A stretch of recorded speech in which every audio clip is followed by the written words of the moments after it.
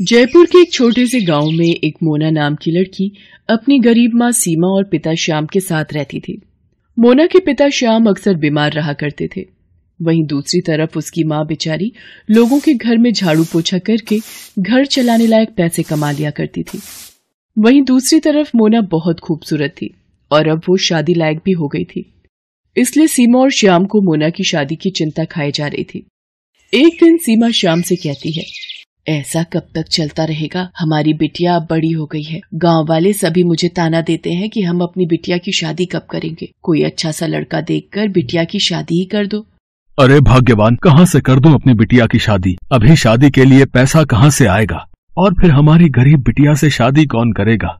वो दोनों आपस में बात कर ही रहे होते हैं, तभी गांव का पंडित उनके घर पर आता है। अरे श्याम भाई, तेरे तो भाग्य खुल गए। तूने इतनी सुंदर बिटिया को जो जन्म दिया है।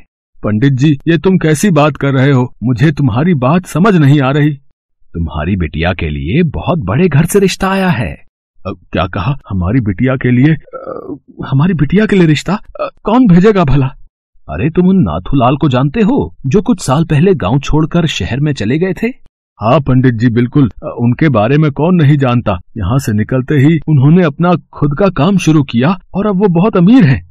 हाँ श्याम जी, उन्होंने आपकी बेटी को देखा है, इसीलिए उन्होंने मुझे यहाँ आपकी बिटिया के रिश्ते के लिए भेजा है। अगर आप दोनों की हाँ हो तो रिश्ता पक्का कर दूं। बड़े घर के रिश्ते को देख श्याम और सीमा बिना सोचे समझे अपनी बिटिया का रिश्ता उनके लड़के से कर देते हैं। कुछ ही दिनों में मोना की शादी नाथूलाल के बेटे सोहन से हो जाती है। शादी के बाद जब मोना का गृह प्रवेश होता है, सोहन की माँ गायत्री, अरे देखो जरा, हमारे घर पर चांद का एक टुकड़ा आया है। इतनी सुंदर बहू तो मैंने आज तक किसी की नहीं देखी होगी। अरे सोहन बेटा, तेरे तो भाग्य खुल गए। ले चांदनी, जरा थाली पकड़, देखें तो बहू अपने साथ क्या कुछ लेकर आई है। गायत्री अपनी नौकरानी चांदनी को थाली पकड़ाकर मोना का दहेज देखने जाती है, जहाँ उसे गाड़ी में केवल एक छोटा सा बक्सा दिखाई देता है जिसमें केवल मोना के कपड़े होते हैं। संतोष, केवल एक बक्सा? अरे कितने भूखे घर की है, जरा भी दहेज लेकर नहीं आई। गायत्री तभी मोना से अपनी नाक चढ़ा लेती है। ये सब देख मोना को बहुत अजीब लगता है, लेकिन वो कुछ नहीं कहती। धीरे धीरे गायत्री मोना को रोज ताने कसने लगती है। एक दिन मोना किचन में खाना बना रही होती है। अरे ओ महारानी, 4 रोटी भी ठीक से नहीं बनाई गई तुझसे। अरे कुछ तो शर्म कर, मुंह उठाकर ऐसे चली आई, कुछ तो लेकर आती। माँ जी, ये आप कैसी बात कर रही हो? मेरे माता पिता इतने गरीब हैं, मैं उनसे क्या लेकर आती? तेरी इतनी हिम्मत, तू मुझसे जुबान लड़ाएगी? रुक जा, तुझे मैं अभी बताती हूँ। ये कहकर गायत्री मोना का हाथ गरम गरम तवे पर रख देती है, जिससे मोना का हाथ बुरी तरह जल जाता है। माँ जी छोड़ दीजिए, मुझे बहुत दर्द हो रहा है, मेरा हाथ जल रहा है। अब तुझे अकल आएगी कि मुझसे जुबान लड़ाई तो ऐसा ही बुरा हाल कर दूंगी तेरा। हाँ। ये कहकर गायत्री वहाँ से चली जाती है और बेचारी मोना रोते रोते अपने कमरे में चली जाती है। माँ, पिताजी, ये आपने मेरे साथ क्या कर दिया? इन लोगों ने तो मेरी जिंदगी बर्बाद कर दी। इससे अच्छा होता मैं कभी शादी ही नहीं करती। मोना शादी के बाद बहुत परेशान रहने लगती है और हार कर एक दिन वो अपने पति सोहन से कहती है, सोहन जी, मेरे साथ इस घर में बहुत बुरा हो रहा है। आपकी माँ मुझ पर बहुत अत्याचार करती हैं और 1-2 दिन उन्होंने मेरा हाथ भी जला दिया था। अगर मैं गरीब हूँ और घर से कुछ नहीं लाई तो इसमें मेरा क्या कसूर है? मोना परिवार से परेशान तो थी ही, अब वो अपने पति से भी बहुत ज्यादा परेशान हो गई थी। सभी लोग उसे बस दहेज के लिए टॉर्चर कर रहे थे, इसलिए एक दिन वो घर छोड़कर अपने माता पिता के पास पहुंच गई, जिसके बाद उसके माता पिता उसे समझाने लगते हैं, बेटी, शादी के बाद ससुराल ही लड़कियों की आखिरी चौखट होती है। बेटी, अपने माता पिता की इज्जत का ख्याल रखकर कभी कोई गलत कदम मत उठाना।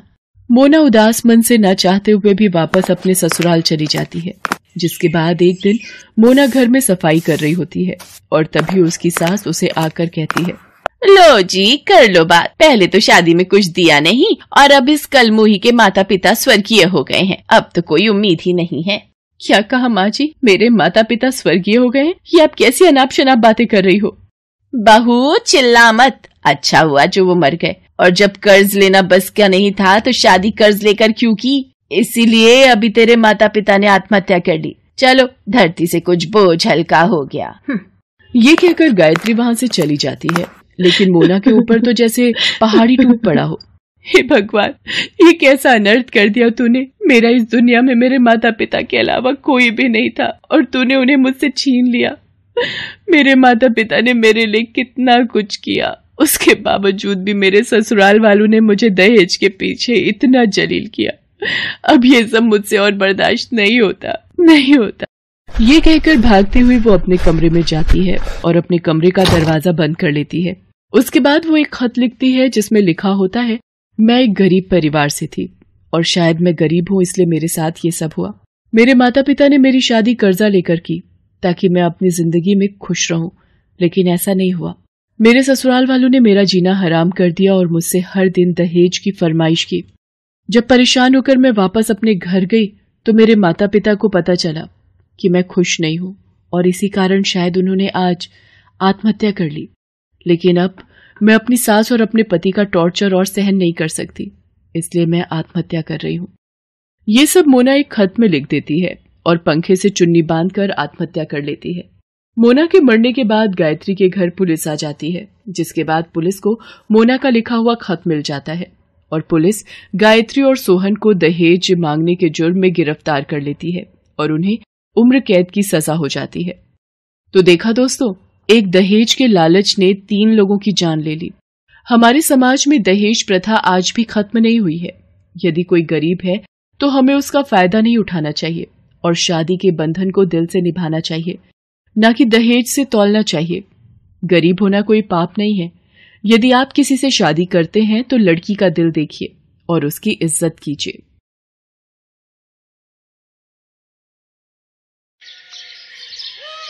इतनी भीड़ है बाजार में, क्या सब्जी लूं? सब कुछ तो महंगा है। मम्मी, इतनी देर से पैदल चल रही हो, मुझे गर्मी लग रही है, मुझे आइसक्रीम खानी है। पिंकी, अभी 10 मिनट हुए नहीं हमें घर से निकले, तेरी फरमाइश शुरू हो गई। रुक, दिलवाती हूँ। ओ भैया, वो 5 रुपए वाली आइसक्रीम आती है ना? जी मैडम, 5 रुपए वाली आती है, बहुत तरह की। कौन सी दूं? अच्छा, ऐसा भी तो होता है।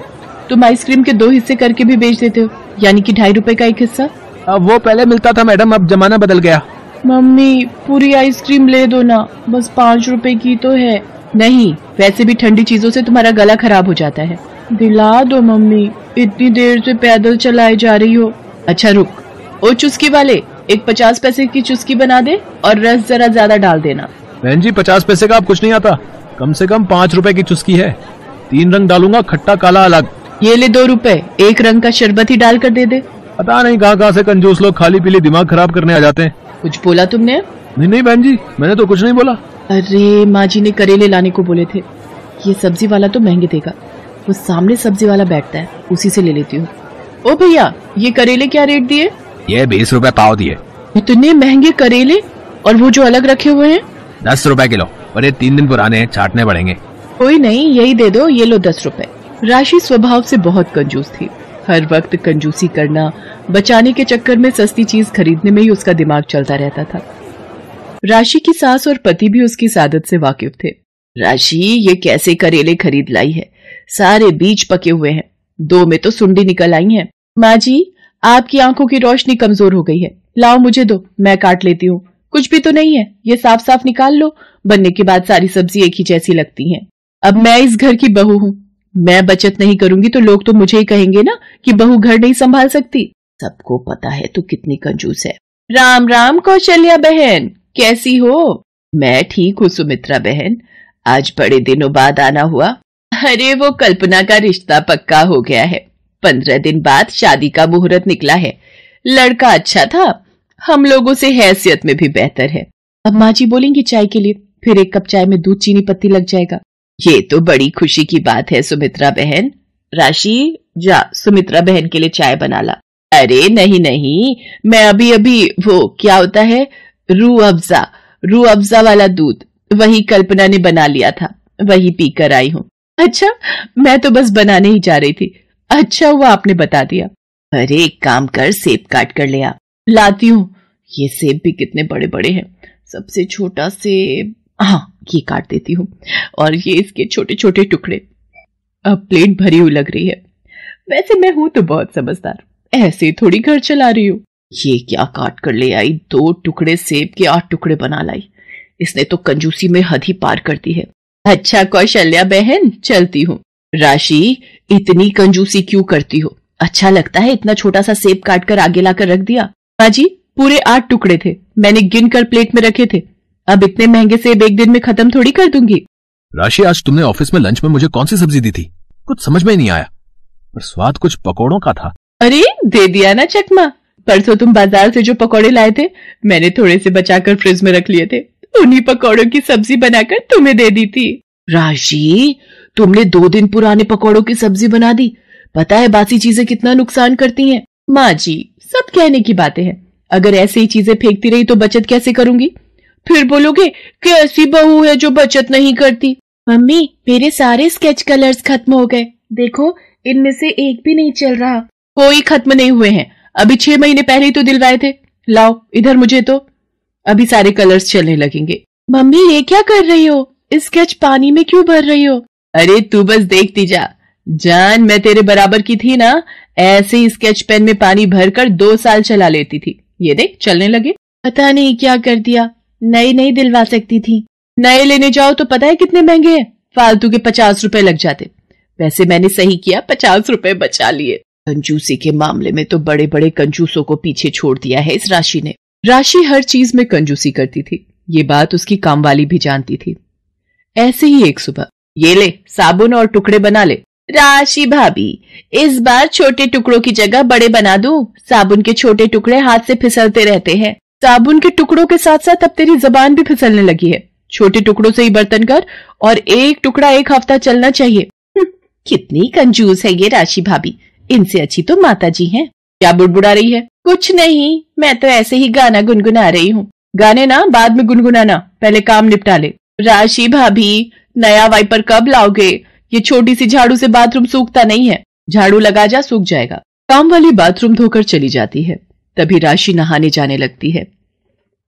बाथरूम में फिसलन थी। अचानक राशि का पैर फिसल जाता है और वो गिर जाती है।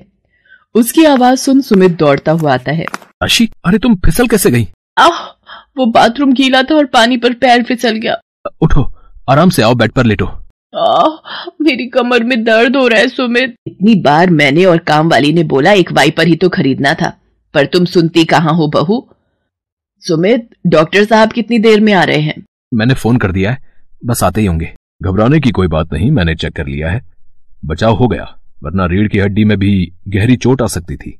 मैं कुछ दवाइयां लिख कर दे रहा हूँ, जिससे सूजन उतर जाएगी और दर्द में भी आराम मिलेगा। अब तू 1-2 दिन आराम कर, घर का काम मैं देख लूंगी। माँ जी, अगर मैं नया वाइपर खरीद लेती तो आज ये सब ना होता। थोड़े पैसे बचाने के चक्कर में इतने पैसे डॉक्टर को दे दिए। अरे पागल, रोने क्यों लगी?